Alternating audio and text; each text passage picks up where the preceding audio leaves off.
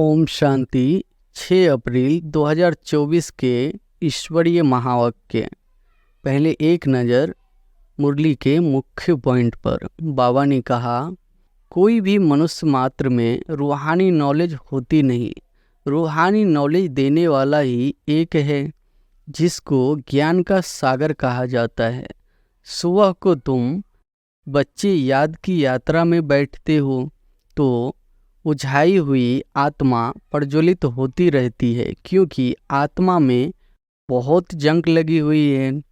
बाप सोनार का भी काम करते हैं। पतित आत्माएं जिनमें खाद पड़ती है उनको प्योर बनाते हैं। बाप कहते, तुम शास्त्र आदि भल कुछ भी पढ़े हो, यह सब अब भूल जाओ, सिर्फ एक बाप को याद करो। गृहस्थ व्यवहार में भी भल रहो। सन्यासी के फॉलोअर्स भी अपने अपने घर में रहते हैं। योग तो है साइलेंस, ज्ञान की होती है डांस। योग में तो बिल्कुल शांत रहना होता है। डेड साइलेंस कहते हैं ना। बाप कहते हैं, पहले आत्मा पतित बनी है, तब शरीर भी पतित बना है। सोने में ही खाद पड़ती है तो फिर जेवर भी ऐसा बनता है।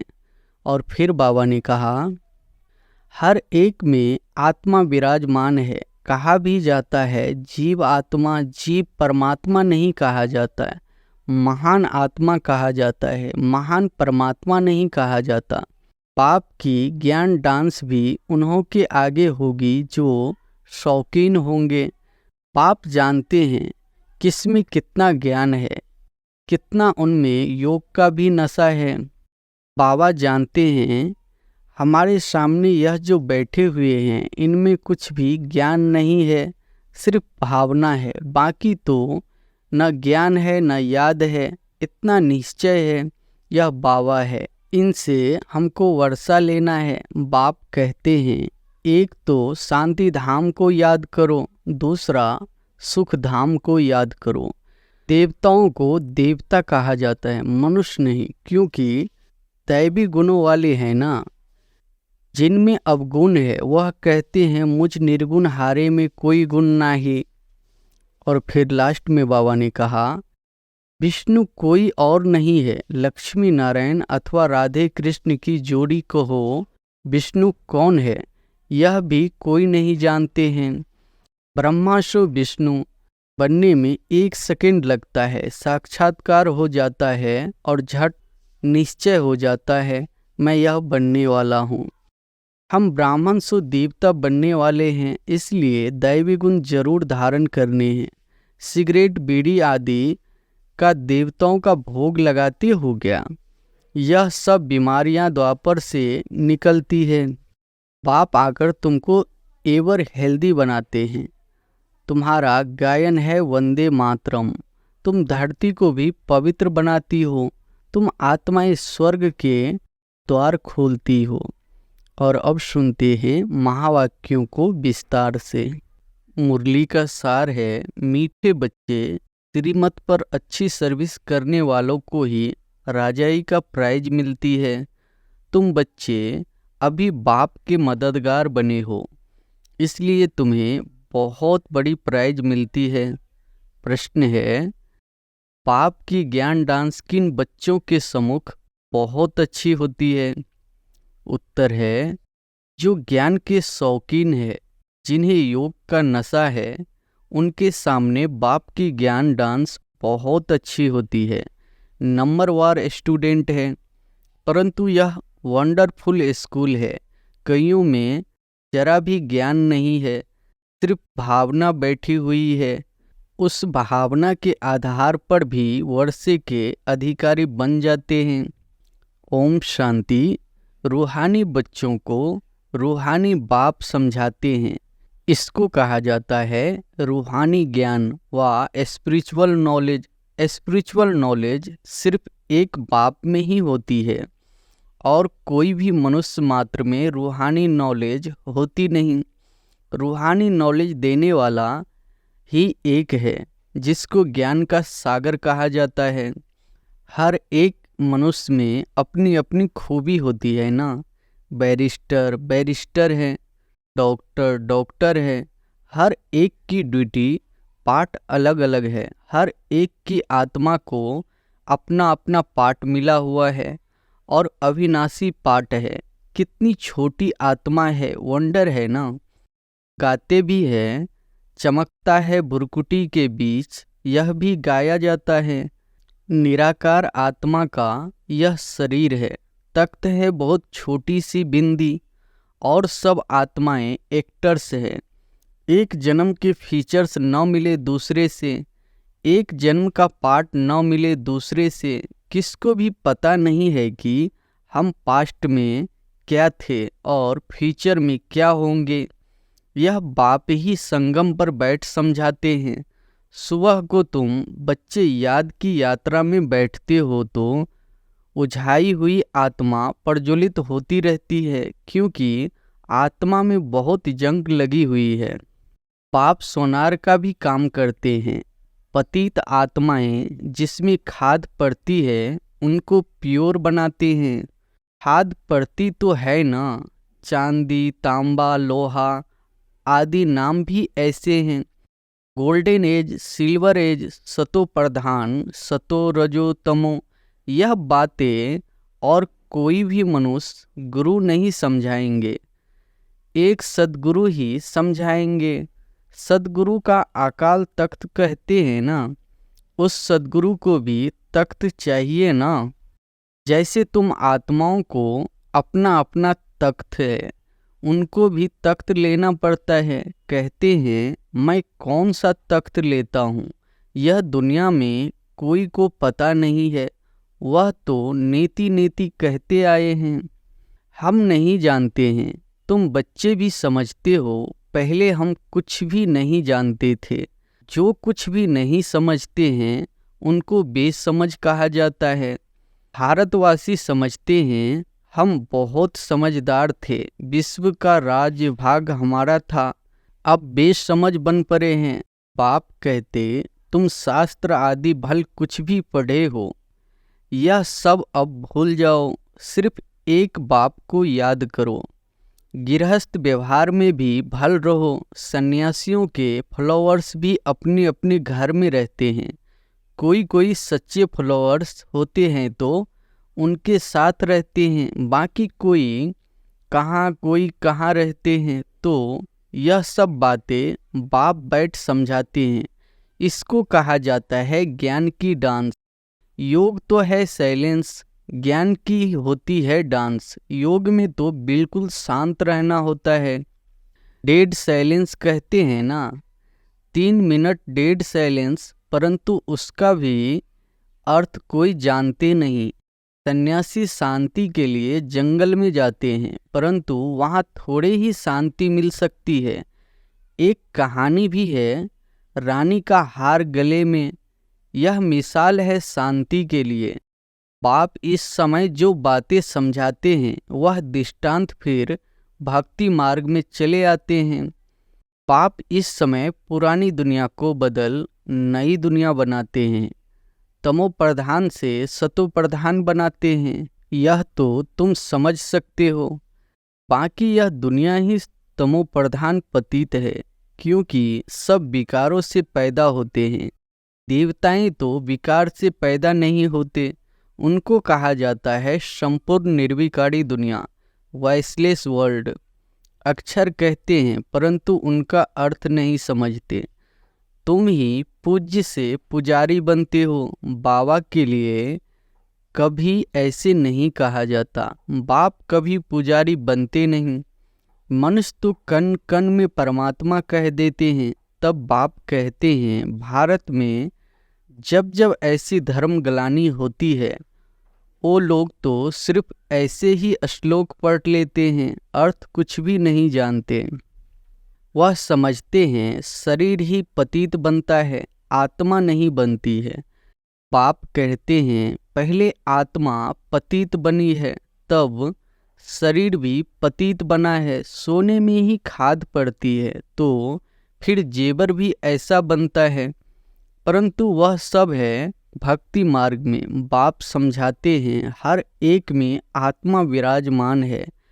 कहा भी जाता है जीव आत्मा, जीव परमात्मा नहीं कहा जाता, महान आत्मा कहा जाता है, महान परमात्मा नहीं कहा जाता।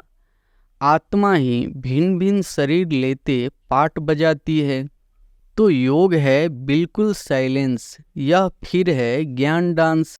पाप की ज्ञान डांस भी उन्हों के आगे होगी जो शौकीन होंगे। पाप जानते हैं किसमें कितना ज्ञान है, कितना उनमें योग का भी नशा है। टीचर तो जानते होंगे ना। बाप भी जानते हैं कौन कौन अच्छे गुणवान बच्चे हैं।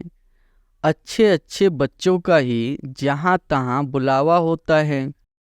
बच्चों में भी नंबरवार है, प्रजा भी नंबरवार पुरुषार्थ अनुसार बनती है। यह स्कूल अथवा पाठशाला है ना।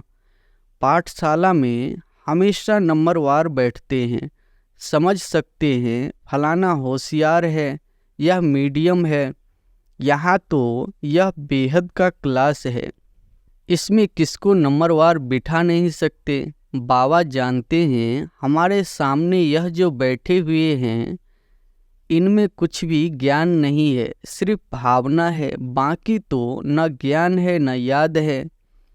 इतना निश्चय है यह बाबा है, इनसे हमको वर्षा लेना है। वर्षा तो सबको मिलना है, परंतु राजाई में तो नंबरवार पद है। जो बहुत अच्छी सर्विस करते हैं उनको तो बहुत अच्छी प्राइज मिलती है। यहाँ सभी को प्राइज देते रहते हैं। जो राय देते हैं, माथा मारते हैं, उनको प्राइज मिल जाती है। अभी तुम जानते हो विश्व में सच्ची शांति कैसे हो। बाप ने कहा है उनसे पूछो तो सही कि विश्व में शांति कब थी। कभी सुनी व देखी है? किस प्रकार की शांति मांगते हो, कब थी? तुम प्रश्न पूछ सकते हो, क्योंकि तुम जानते हो जो प्रश्न पूछे और खुद न जानता हो तो उनको क्या कहेंगे।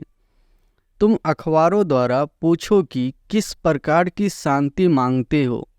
शांति धाम तो है जहाँ हम सब आत्माएं रहती है। बाप कहते हैं एक तो है शांति धाम को याद करो, दूसरा सुख धाम को याद करो। सृष्टि के चक्र का पूरा ज्ञान न होने के कारण कितने गपोड़े आदि लगा दिए हैं। तुम बच्चे जानते हो हम डबल सिरताज बनते हैं। हम देवताएं थे, अब फिर मनुष्य बने हैं। देवताओं को देवता कहा जाता है, मनुष्य नहीं, क्योंकि दैवी गुणों वाले हैं ना। जिनमें अवगुण है वह कहते हैं मुझ निर्गुण हाड़े में कोई गुण नहीं। शास्त्रों में जो बातें सुनी है वह सिर्फ गाते रहते हैं।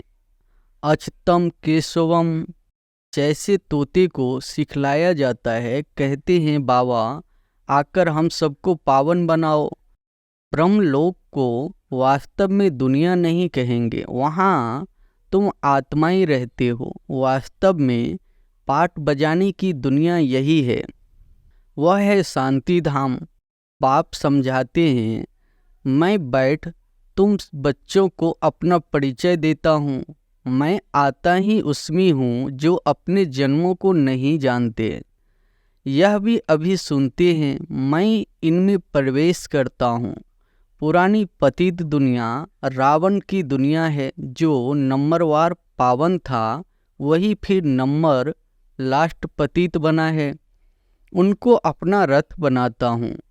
फर्स्ट शो लास्ट में आया है, फिर फर्स्ट में जाना है। चित्र में भी समझाया है ब्रह्मा द्वारा मैं आदि सनातन देवी देवता धर्म की स्थापना करता हूँ।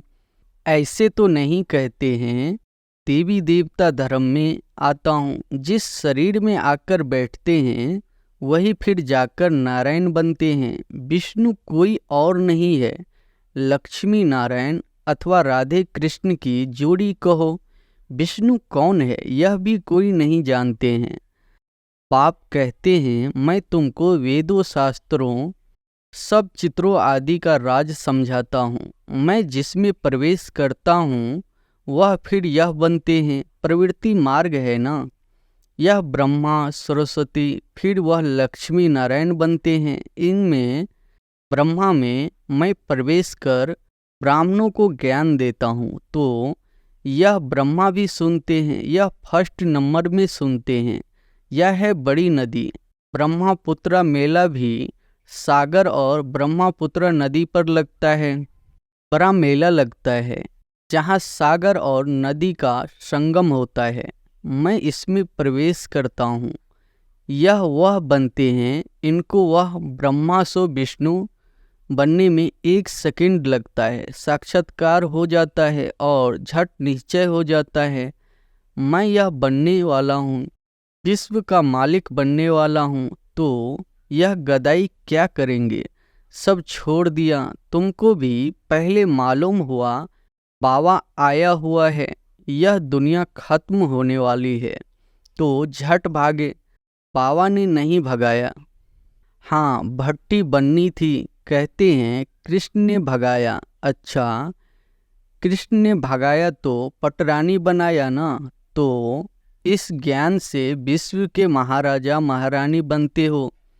यह तो अच्छा ही है, इसमें गाली खाने की दरकार नहीं। फिर कहते हैं कलंक जब लगते हैं तब ही कलंगीधर बनते हैं। कलंक लगते हैं शिव बाबा पर, कितनी गलानी करते हैं। कहते हैं हम आत्मा सो परमात्मा, परमात्मा सो हम आत्मा।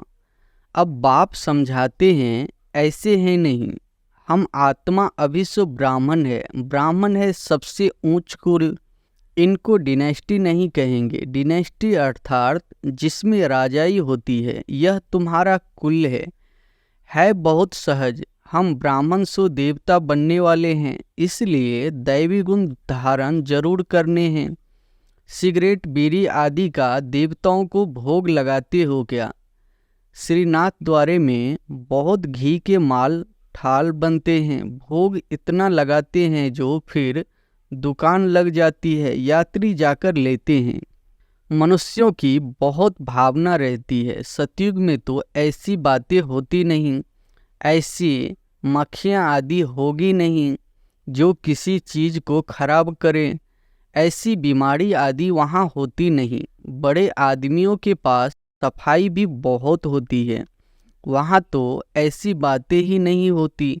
रोग आदि होते नहीं। यह सब बीमारियाँ द्वापर से निकलती हैं। बाप आकर तुमको एवर हेल्दी बनाते हैं। तुम पुरुषार्थ करते हो बाप को याद करने का, जिससे तुम एवर हेल्दी बनते हो। आयु भी बड़ी होती है। कल की बात है, 150 वर्ष आयु थी ना, अभी तो 40-45 वर्ष एवरेज है, क्योंकि वह योगी थे, यह भोगी है। तुम राजयोगी राज ऋषि हो, इसलिए तुम पवित्र हो। परंतु यह है पुरुषोत्तम संगम युग, मास या वर्ष नहीं। बाप कहते हैं मैं कल्प कल्प पुरुषोत्तम संगम युगे युगे आता हूँ। बाप रोज रोज समझाते रहते हैं, फिर भी कहते हैं एक बात कभी नहीं भूलना, पावन बनना है तो मुझे याद करो। अपनी को आत्मा समझो, देह के सभी धर्म त्याग करो। अब तुमको वापस जाना है। मैं आया हूँ तुम्हारी आत्मा को साफ करने, जिससे फिर शरीर भी पवित्र मिलेगा। यहाँ तो विकार से पैदा होते हैं। आत्मा जब संपूर्ण पवित्र बनती है तब तुम पुरानी जुत्ती को छोड़ते हो, फिर नई मिलेगी। तुम्हारा गायन है वंदे मातरम। तुम धरती को भी पवित्र बनाती हो। तुम माताएं स्वर्ग का द्वार खोलती हो, परंतु यह कोई नहीं जानता। अच्छा, मीठे मीठे सिकिलदे बच्चों प्रति माता पिता बाप दादा का याद प्यार और गुड मॉर्निंग। रूहानी बाप की रूहानी बच्चों को नमस्ते। धारणा के लिए मुख्य सार, पहली पॉइंट है आत्मा रूपी ज्योति को प्रज्वलित करने के लिए सवेरे सवेरे याद की यात्रा में बैठना है। याद से ही जंक निकलेगी। आत्मा में जो खाद पड़ी है वह याद से निकाल सच्चा सोना बनना है। दूसरी पॉइंट है पाप से ऊंच पद की प्राइज लेने के लिए भावना के साथ साथ ज्ञानवान और गुणवान भी बनना है। सर्विस करके दिखाना है। वरदान है चलन और चेहरे से पवित्रता के श्रृंगार की झलक दिखाने वाले श्रृंगारी मूर्त भव। चलन और चेहरे से पवित्रता के श्रृंगार की झलक दिखाने वाले श्रृंगारी मूर्त भव। पवित्रता ब्राह्मण जीवन का श्रृंगार है। हर समय पवित्रता के श्रृंगार की अनुभूति चेहरे व चलन से औरों को हो। दृष्टि में, मुख में, हाथों में, पाँव में सदा पवित्रता की श्रृंगार प्रत्यक्ष हो। हर एक वर्णन करे कि इनके फीचर्स से पवित्रता दिखाई देती है। नैनों में पवित्रता की झलक है, मुख पर पवित्रता की मुस्कुराहट है और कोई बात उन्हें नजर न आए, इसको ही कहते हैं पवित्रता के श्रृंगार से श्रृंगारी हुई मूर्त। स्लोगन है, व्यर्थ संबंध संपर्क भी अकाउंट को खाली कर देता है, इसलिए व्यर्थ को समाप्त करो। अच्छा, ओम शांति।